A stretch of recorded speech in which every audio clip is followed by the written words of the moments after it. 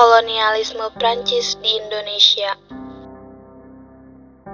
Pada awal tahun 1795, pasukan Prancis menyerbu Belanda. Belanda mengalami kekalahan. Prancis membuat pemerintahan Batab di wilayah Belanda. Kemudian Republik Batab mengambil alih seluruh bekas VOC. Republik Batab dipimpin oleh Louis Napoleon, adik dari Napoleon Bonaparte. Perkembangan politik di Belanda ini mempengaruhi kondisi politik di Indonesia. Akhirnya, pemerintahan Indonesia pun dibawa kekuasaan Republik Batab. Raja William V yang telah melarikan diri ke Inggris, tepatnya di kota Kew, mengeluarkan perintah melalui surat perintah. Itu dikenal dengan istilah surat-surat Kew, yang berisi perintah kepada Belanda agar menyerahkan wilayah Belanda kepada Inggris, bukan kepada Prancis. Pihak Inggris pun bertindak cepat dengan mengambil alih beberapa wilayah di Indonesia, seperti Padang, Ambon, Aceh, dan mulai memperkuat armadanya untuk memblokade wilayah Batavia. Republik Batab tidak tinggal diam dan ingin segera mengambil alih seluruh daerah bekas kekuasaan VOC di Kepulauan Nusantara untuk mempertahankan Kepulauan Nusantara dari serangan Inggris. Louis Napoleon, pemimpin Republik Batab, menunjuk seseorang yang kuat dari kaum patriot untuk memimpin pemerintahan Belanda di Indonesia. Pemimpin tersebut bernama Herman Willem dan Daendels, seorang tokoh muda yang revolusioner.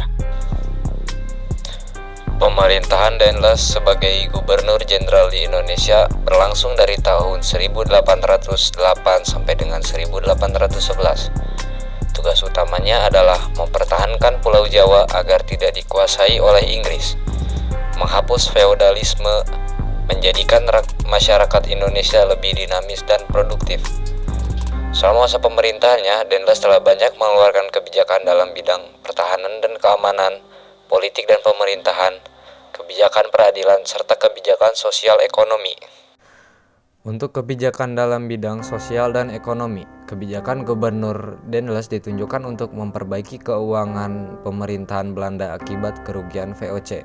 Daendels menerapkan kebijakan yang bisa mendatangkan keuntungan besar bagi pemerintahan Belanda, seperti mengeluarkan uang kertas, membentuk Dewan Pengawas Keuangan, melakukan pengemutan pajak kepada swasta, peningkatan penanaman tanaman yang hasilnya laku di pasaran dunia, mewajibkan rakyat untuk menyerahkan hasil pertaniannya, menjual tanah-tanah kepada pihak swasta Tionghoa dan Arab. Daendels juga membuat kebijakan-kebijakan dalam bidang peradilan seperti membentuk 3 jenis peradilan, yaitu peradilan untuk orang Eropa, peradilan untuk orang Timur Asing, dan peradilan untuk pribumi. Membuat peraturan untuk memberantas korupsi tanpa pandang bulu. Pemberantasan korupsi ini dilakukan kepada siapa saja yang termasuk orang-orang Eropa dan Timur Asing. Sedangkan dalam bidang politik dan pemerintahan, Daendels membuat beberapa kebijakan seperti membentuk sekretariat negara untuk membereskan masalah administrasi, memindahkan pusat pemerintahan dari Batavia ke Waterfront yang sekarang kita kenal dengan daerah Menteng, Jakarta, membentuk kantor pengadilan di Batavia dan Surabaya, mengganti raja-raja yang dianggap menghalangi kepentingan Belanda, mengangkat bupati sebagai pegawai kolonial yang dibayar, membagi Pulau Jawa menjadi 23 wilayah besar keresidenan, merombak Provinsi Jawa Pantai Timur Laut menjadi 5 prefektur dan 38 kabupaten, menghapus kerajaan Banten dan Cirebon. Untuk mempertahankan Jawa dari serangan Inggris, Gubernur Jenderal Daendels menerapkan beberapa kebijakan dalam bidang pertahanan dan keamanan, seperti memperbanyak jumlah pasukan yang diambil dari orang pribumi sebanyak 18.000 orang, membentuk Legio Mangkunegara, yaitu sebuah angkatan bersenjata yang menampung bekas pasukan-pasukan perang, membangun benteng-benteng pertahanan baru, salah satunya Benteng Meister Cornelis, membangun pangkalan angkatan laut atau pelabuhan militer di ujung Kulon, Merak, dan Surabaya.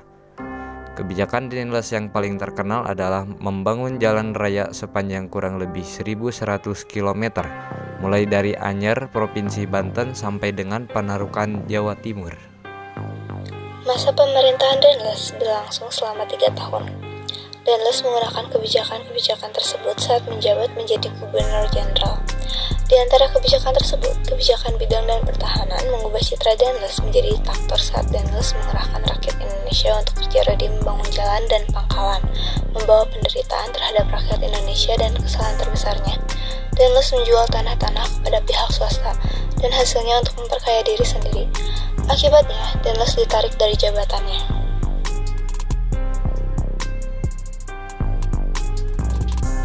Louis Napoleon kemudian menunjuk Jenderal Jan Willem Jansen untuk menggantikan posisi Daendels. Jansen seorang politikus Belanda yang awalnya menjabat sebagai gubernur jenderal di wilayah Afrika Selatan pada tahun 1806. Jansen terusir karena wilayahnya jatuh ke tangan Inggris. Kemudian Jansen ditugaskan ke Indonesia mulai tahun 1811 untuk terus mempertahankan Jawa dari serangan Inggris dan berusaha memperbaiki keadaan wilayah yang ditinggalkan oleh Daendels. 4 Agustus 1811 sampai 26 Agustus 1811, Batavia berhasil dikuasai Inggris. Pasukan Jansen mundur sampai ke Semarang dan meminta bantuan Legiun Mangkunegara, angkatan bersenjata yang dibentuk Daendels, untuk memukul mundur Inggris lebih kuat dan berhasil mengalahkan pasukan Jansen. 18 September 1811, Belanda kalah dan dipaksa menandatangani perjanjian Tentang. Isi perjanjian Tentang antara lain, Pulau Jawa diserahkan kepada Inggris, semua tentara Belanda menjadi tawanan Inggris, orang-orang dapat dipekerjakan dalam pemerintahan Inggris. Kolonialisme Inggris di Nusantara.